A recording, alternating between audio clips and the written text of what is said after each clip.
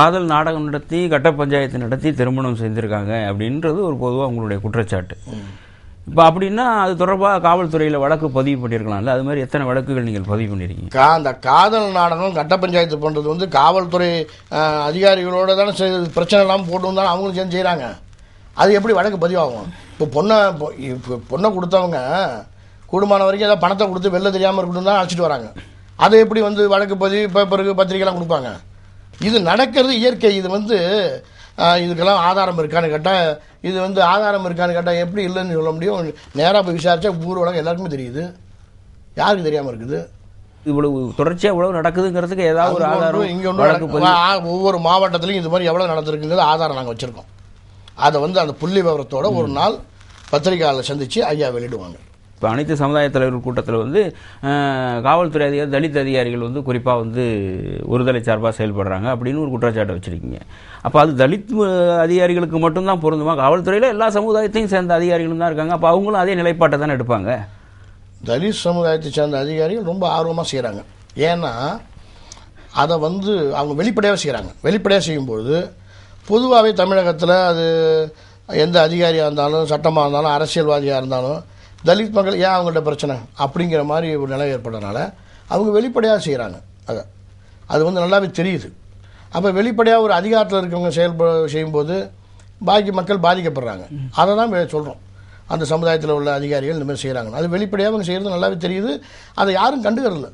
இவர்கள் பாதிக்கப்பட்டால் மட்டும் எல்லாம் பேசுவாங்க. அப்போ மற்றவர்கள் பாதிக்கப்பட்டால் பேசுறது இல்லை அரசியல் கட்சி தலைவர்கள். அப்போ எல்லாமே மனுஷன் தான், எல்லாரும் உயிர் தான். யாருக்காக இருந்தாலும் அது பேசணும்ல. அது ஒரு நிலை அவங்களுக்குன்னா பேசுகிற மாதிரி இருக்குது. அவங்கன்னா சரி அவங்க இப்போ அப்படின்னு ஒதுங்கி போகிற நிலைமை இந்தமாரி இருக்குது. இப்போது அந்த சமுதாய தலைவர்கள் கூட்டத்தில் வந்து இன்னொரு தீர்மானமும் போட்டிருக்கீங்கன்னா, ஆணுடைய திருமண வயதை வந்து 23ஆகவும் பெண்ணுடைய திருமண வயதை 21ஆகவும் உயர்த்தணும், சட்ட திருத்தம் கொண்டு வரணும் அப்படிங்கிற மாதிரி சொல்லியிருக்கீங்க. ஏற்கனவே சட்டத்தில் இருக்கிறது வந்து 18 வயது பெண்ணுக்குன்னு இருக்குது. இப்போ அது அந்த மருத்துவ காரணங்களையும் அறிவியல் காரணங்களையும் ஆராயாமலே அந்த சட்டம் இயற்றியிருப்பாங்க அப்படிங்கிறது ஒன்று. அப்படியே உங்களுடைய கருத்துக்களை ஏற்றுக்கொண்டு பெண்ணுடைய திருமண வயதை வந்து 21 உயர்த்துறாங்கன்னு வச்சுங்களேன். அப்பவும் இது மாதிரி சம்பவங்கள் நடக்கும்போது திரும்பவும் 23 உயர்த்தணும் பெண்ணுடைய திருமண வயதை அப்படின்னு கேட்பீங்களா? இல்லை, 18 வயசில் ஒன்றும் தெரியாது. இப்போ இந்த சம்பவத்தில் பாதிக்கப்படுற பெண்கள் பூரா 18, 16, 15, 17 இப்படி தான் பாதிக்கப்படுது. 21 வயசு உள்ள பெண்கள் யாரும் பாதிக்கப்பட்டதாக தெரியல. அப்படி 21 வயசில் இருந்து அந்த மாதிரி ஒரு தலித் சமுதாய இளைஞரை கல்யாணம் பண்ணிட்டு போனால் 2 பேரும் வேலையில் இருக்காங்க. அவங்களுடைய வாழ்க்கையில் எந்த குழப்பமும் ஏற்படலை. அவங்க நல்லா தான் சந்தோஷமாக வாழ்ந்துட்டுருக்காங்க. ஆக இந்த 18 வயசில் இருக்க இளைஞர்களை காதலிக்கிறவங்க பூரா யாருன்னா ரவுடி போயிடும். இவனுக்கு வந்து காதல் கிடையாது, காமம் தான். 21க்கு மேலே வந்து நடக்குது இதே காதல் திருமணம். அது வேலையில் இருக்கிறவங்க நடத்துகிறாங்க. அது கௌரவமாக குடும்பம் நடக்குது. அது இல்லாமல் இல்லை, தலித் சமுதாயத்தை சேர்ந்தவர்களும் மற்ற சமூக பெண்களும் திருமணம் பண்ணிட்டு போகிறாங்க. அது கௌரவமாக குடும்பம் நடந்துட்டுருக்கு. இந்த மாதிரி பஸ் ஸ்டாண்டில் நடக்குது பாருங்கள் காதல். இதனால் பெண்கள் பாதிக்கப்படுறாங்க. அதை தான் நாங்கள் கண்டிக்கிறோம். அதே நேரத்தில் தந்தை பெரியாரே சொல்லியிருக்காரு, பெண்களுடைய வயசு 21 மாற்றம்னு சொல்லியிருக்காரு. 21னா அந்த பொண்ணுக்கு எது நல்லது கெட்டதுன்னு தெரியும், ஒரு தெளிவான முடிவு எடுக்கும். அதுதான் நாங்கள் சொல்கிறது. சரி, 21 நீங்கள் சொல்கிற மாதிரி 21 வயதில் வந்து பெண்ணுடைய மனம் வந்து பக்குவப்பட்டிருக்கும் அப்படின்றது அப்படி வச்சுக்கிட்டா கூட, அது மாதிரி யோசனா கூட, அப்போ ஒட்டுமொத்த சமூகத்திற்கும் ஒரே சட்டமாக தானே இருக்க முடியாது. இஸ்லாமியர்களுக்கும் கிறிஸ்தவர்களுக்கும் அதில் விதிவிலக்கு கொடுக்குறோம் அப்படின்னு நீங்கள் அனைத்து சமுதாய கூட்டத்தில் சொல்லியிருக்கீங்க. எந்த வகையில் சரியாக இருக்கும்? இஸ்லாமியர்களும் கிறிஸ்தவர்களுக்கும் விதிவிலக்கு கொடுக்கணும். அவங்களுடைய மத சட்டம் வேறு. அது அவங்க மத கட்டுப்பாடு சட்டம். அதில் போய் நம்ம தலையிட முடியாது. அதனால் அதை வந்து நம்ம இந்து மதத்துக்குன்னு சட்டம் மாற்றி போகலாம். அதனால் நம்ம இதை சொல்கிறோம், 21 மாற்றுங்க. அதில் போய் நம்ம எப்படி தலையிட முடியும்? அதில் நம்ம தலையிட முடியாது. அரசியல் ரீதியாக பாட்டாளி மக்கள் கட்சி இழந்துவிட்ட செல்வாக்கை மீட்பதற்காகத்தான் இது போன்ற ஒரு தலித்துக்கு எதிரான நிலைப்பாட்டை கையில் எடுத்திருக்கிறீர்கள் என்பது பொதுவாக எல்லா தரப்புலையும் அனைத்து கட்சிகள் தலைவர்கள் அனைத்து தரப்பினராலையும் வைக்கப்படுகிற ஒரு குற்றச்சாட்டு. இதுக்கு உங்களுடைய பதில் என்ன?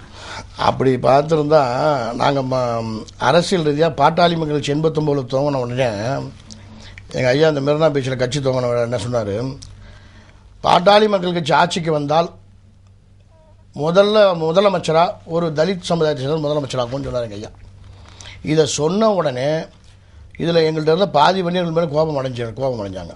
அப்போ இன்னும் குறிப்பாக சொல்லணுன்னா, இந்த கலைஞர் அவர்கள் தூண்டி விட்டு திமுகவில் வன்னியர்கள் தான் பிரச்சாரம் பண்ணாங்க கிராமமாக. என்ன உங்கள் ஐயா வன்னியர் சங்கம் ஆரம்பித்து இன்றைக்கி அவங்கள போய் முதலமைச்சராகுன்னு சொல்லிட்டாரு அப்படின்னு இது மிகப்பெரிய குழப்பம் ஏற்பட்டு எங்களுக்கு எங்கள் சமுதாய மக்கள் மத்தியில் பாதிப்பு எங்களுக்கு ஏற்பட்டுச்சு. ஆமாம், போகணும் எங்கள்கிட்ட சில பேர் போனாங்க. அடுத்தது முதல்ல கிடைச்ச அமைச்சர் பதவியை தலித் ஏழுமலைக்கு கொடுத்தோம்.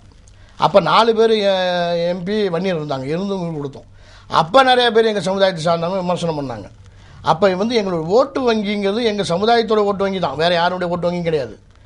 எங்களுடைய ஓட்டு வங்கி பாதிக்கப்படுங்கிறதாக நினச்சலாம். அப்போ அந்த முடிவு எங்கள் ஐயா சொல்லலை, அப்போ எடுத்தோம். இப்போ இந்த அம்பேத்கர் சிலத்தை வந்து எல்லாமே எடுத்தோம். எங்கள் ஓட்டு வங்கி பாதிக்குங்கிறதா எடுக்கலை. ஒரு சமூகத்தில் ஒரு சமத்துவம் ஏற்படணும், எல்லா மக்களும் ஒரு நாங்கள் பிசி எஸ்சி மைனாரிட்டி இதான் ஃபார்முலா. எங்கள் கட்சியோட தலைவர் ஒரு பிசி இருக்கலாம், பொதுச் செயலாளர் நிரந்தரமாக எஸ்சி தான் இருக்கலாம், பொருளாளர் வந்து ஒரு முஸ்லீமோ கிறிஸ்தவரோ சிறுபான்மை சார்ந்தவங்க இருக்கலாம். இது போன்ற சட்டம் வந்து வேறு எந்த ஒரு அரசியல் கட்சியிலும் கிடையாது தமிழ்நாட்டில். அப்படி வச்சு நாங்கள் பண்ணுறோம். இதுக்கெல்லாம் அப்பாற்பட்டு தான் நாங்கள் பண்ணியிருக்கோம். இவ்வளவு சொல்லியும் இன்றைக்கி தலித் அமைப்புகள் எங்கள் ஐயாவை எங்களையும் பார்த்து வந்து இது சாதி கட்சி தான், சாதி வரிகள் தான் சொல்கிறாங்க. அவங்க என்னமோ ஏற்றுக்கலை எங்களை. அதனால் வந்து இப்போ தருமபுரி சம்பவம் நடந்ததை வந்து நாங்கள் பதிலுக்கு எங்களை கண்டமேனி திட்டி போஸ்டர் அடித்து ஓட்டி எங்கள் ஐயாவையும் என்னையும் எல்லாரையும் இப்போ கூட்டம் போட்டு பேசுனாங்க. அதை நாங்கள் பெருசுப்படுத்தி இருந்து ஊராக நாங்களும் பதிலுக்கு போஸ்டர் அடித்து ஓட்டி பொதுக்கூட்டம் போட்டு பேசியிருந்தால் எங்கள் மக்கள் அணிதிரட்டுறதுக்கு உண்டான ஓட்டு வங்கியை பலப்படுத்துறதுக்கு உண்டான வேலையை இந்த கலவரம் தருமபுரியோடு இல்லாமல் எல்லா மாவட்டத்தையும் உங்களுக்கு தூண்டி விட்றாங்க அப்படின்னு சொல்லலாம். நாங்கள் ஒன்றுமே செய்யலையா, பதிலுக்கு போஸ்ட் கூட ஓட்டலையா, பதிலுக்கு பொதுக்கூட்டம் கூட போடலையா. அப்படி இருக்கும்போது எங்களுடைய ஓட்டு வங்கியை சரி பண்ணுறது இந்த கலவரத்தை நாங்கள் எங்கே ஓட்டு போகிறோம், உடனே இல்லையா. அதனால் எங்களுடைய ஓட்டு வங்கிங்கிறது வன்னியருடைய ஓட்டு வங்கிங்கிறது அது ஐயாவிட்டேருந்து யாராலையும் பிரிக்க முடியாது. அது அப்படியே தான் இருக்குது. நாங்கள் வந்து சரியான முடிவு பாதை நோக்கி தான் போயிட்டுருக்கோம். நாங்கள் வந்து இன்றைக்கி திராவிட கட்சிகள் தேசிய கட்சிகளோடு இனி கூட்டணி இல்லை, தனித்து தான் பாட்டாளி மக்கள் கட்சி போட்டி, பாட்டாளி மக்கள் கட்சி வன்னியரை நோக்கி பயணம், அப்படி தான் நாங்கள் போகிறோம். நாங்கள் ஆட்சிக்கு வருவோம், நாளைக்கு ஒரு வன்னியர் முதலமைச்சராக வருவோம்னா வேறு யாரையும் நம்பி கிடையாது. ஒட்டுமொத்த எங்கள் வன்னிய மக்கள் ஒன்று சேர்ந்தால் போதும், நாங்கள் ஆட்சிக்கு வர முடியும். 52 நிரூபிச்சிருக்கோம். அதை நோக்கி தான் போகிறோம். அப்படி இருக்கும்போது இந்த சின்ன சின்ன காரணங்கள்லாம் பயன்படுத்தி எங்கள் ஓட்டு வங்கியை பலப்படுத்தணும். எங்கள் ஓட்டு வங்கியும் பலமாகவே இருக்குது. வன்னியர்களை பொறுத்த வரைக்கும் இன்றைக்கி மருத்துவர் ஐயா பின்னால் தான் நிற்கிறாங்க. எங்கள் ஓட்டு வங்கியெல்லாம் வந்து சோடை போல் பலவீனமான பலமாக இருக்கும். இதெல்லாம் சொல்லி நாங்கள் ஓட்டு வங்கியை பலப்படுத்தணும் அவசியம் இல்லை. சாதிய கூட்டணி அமைக்க போகிறோம் அப்படின்னு சொல்லியிருக்கீங்க. கட்சிகள் இல்லாமல் சமூக அமைப்புகளோடு சேர்ந்து ஒரு கூட்டணி அமைக்க போகிறோம் அப்படின்னு சொல்லி அறிவிச்சிருக்கீங்க. இந்த கூட்டணி இதை ஏற்கனவே ஒரு தேர்தலில் திமுக தலைவர் கலைஞர் அவர்கள் ஒரு அனைத்து சாதிகளையும் இணைத்து கொண்டு ஒரு கூட்டணி அமைத்தார். அந்த கூட்டணி தோல்வியை தழுவியது. அந்த முன்னுதாரணம் இருக்குது. சாதி கூட்டணி வந்து தோல்வியை தழுவதற்கான ஒரு முன்னுதாரணம் இருக்குது. அப்படி இருக்கும்போது நீங்கள் அமைக்கப் போகிற இல்லை சொல்லியிருக்கிற அந்த சாதி கூட்டணி வந்து எந்த அளவுக்கு வெற்றி பெறும்னு நினைக்கிறீங்க? இன்றைக்கு சமூக ரீதியான சாதி ரீதியான கூட்டணி எதிர்காலத்தில் கண்டிப்பாக தமிழகத்தில் வெற்றி பெறும். ஏன்னா திராவிட கட்சிகள் மீது மக்கள் நம்பிக்கை இழந்துட்டாங்க. மக்கள் நம்பிக்கை இழந்த பிறகு இந்த சமூக மக்களை ஒன்று சேர்ந்து அமைக்கின்ற கூட்டணி கண்டிப்பாக வெற்றி பெறும். அதே நேரத்தில் நாங்கள் இது வந்து என்னுடைய கருத்து, என்னுடைய நம்பிக்கை, எங்கள் மக்கள் மட்டும் ஒன்று திரண்டா போதும், நாங்கள் வெற்றி பெற்று ஆட்சியை பிடிப்போம், தமிழ்நாட்டுக்கு ஒரு வன்னியர் முதலமைச்சராக வருவோம். இதுக்கு ஒட்டுமொத்த அன்னைக்கு 52 ராமசாமி படையாச்சார் சொன்னார், வன்னியர் ஓட்டு அந்நியருக்குன்னு சொன்னார். இன்றைக்கி ஒன்றும் வேண்டாம், எல்லா வன்னியர்களும் வன்னியர் ஓட்டு பாட்டாளி மக்கள் கட்சியின் முடிவு எடுத்தால் போதும், நாங்கள் ஒரு முதலமைச்சர் ஒரு வன்னியம் வருவோம். அது நாங்கள் ஒன்று சேர்ந்தாலே வருவோம்னு சொல்கிறோமாச்சு, வேறு எதோ நம்பணும்னு அவசியம் இருக்குது. இதுக்காக இது வந்து மற்ற சமூகங்களும் வர சமூகங்களும் சேர்த்துக்கிட்டு இன்றைக்கி நாங்கள் இந்த தேர்தலை சந்திப்போம்னு சொல்கிறோம். அதான் இப்போ நீங்கள் அது மாதிரி நடத்திய அனைத்து சமுதாய கூட்டத்தில் வந்து ஒரு குறிப்பிட்ட சமூகத்தை குறிவைத்து தாக்குவதற்காக தான் இந்த கூட்டத்தை வந்து குறிப்பாக நீங்கள் ஏற்பாடு பண்ணியிருக்கீங்கன்னு சொல்லி மதிமுக பொதுச் செயலாளர் வைகோ வந்து ஒரு குற்றச்சாட்டை உங்கள் மீது வச்சிருக்காரு. இது தப்பு. இந்த கூட்டத்தை நாங்களே ஏற்பாடு பண்ணல. அப்படி நாங்கள் வந்து ஆரம்பத்துலேருந்து நாங்கள் எங்களுக்கு பாட்டாளி கட்சி தோங்கணுன்னு சாதி கட்சி தான் சொன்னாங்க. அப்போ நாங்கள் சொன்னது பிசி எஸ்சி மைனாரிட்டி சமூகத்து சாதிகளை உள்ளடக்கி தான் இந்த நாங்கள் தேர்தலை சந்திப்போம், அரசியல் பண்ண போகிறோம்னு சொன்னோம். அன்றைக்கு இந்த சமூகம் இன்றைக்கி வந்திருக்கிற மற்ற சமூகங்கள், முன்னேறிய சமூகங்கள் எல்லாரும் எங்களை ஏற்றுட்டு வரல. யாரும் அன்றைக்கி எங்களை ஏற்றுட்டு வரல, எங்களை ஏற்றுக்கல. இன்றைக்கி வந்து எங்களுடைய ஐயா தலைமையை தலித் அல்லாத சமூகங்கள் உயர் சாதியிலேருந்து உள்ளவங்க எல்லாம் ஏற்றுக்கிறாங்கன்னா, இந்த தலித் சமுதாயத்து இளைஞர்களால் எல்லா சமூக பெண்களும் பாதிக்கப்பட்டிருக்கிறார்கள், எல்லா சமூகத்திலும் வன்கொடுமையால் பாதிக்கப்பட்டிருக்காங்க. இது பூனைக்கு யார் மணி கட்டுவாங்கன்னு எதிர்பார்த்தாங்க. நாங்கள் எங்கள் மக்கள் என் பெண்கள் பாதிக்கப்பட்டதுனால நாங்கள் மகாபலிபுரம் மாநாட்டில் பேசுனதுனால இது ஐயா விட்டால் வேறு வழி இல்லைன்னு ஐயா தலைமையில் அவங்க வந்திருக்காங்களே தவிர நாங்கள் யாரையும் அணிதிரட்டி கூட்டம் போடலை.